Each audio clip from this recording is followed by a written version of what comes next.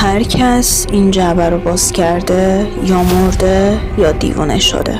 اسمش هست دیبوک باکس، یه جعبه قدیمی که از بازار عتیق فروشی خریده بودن. بعدش هر اتفاقی افتاد عادی نبود. صاحب اولش دچار سکته شد، بعدی تصادف کرد و زنده نموند و نفر سوم شروع کرد صداهایی از داخل جعبه شنیدن.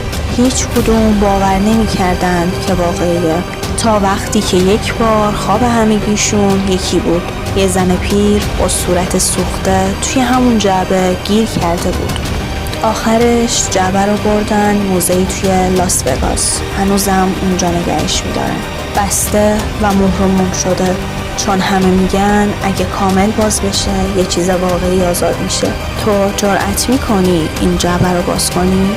اگه از این داستانه عجیب و واقعی خوشت میاد سابسکرایب کن.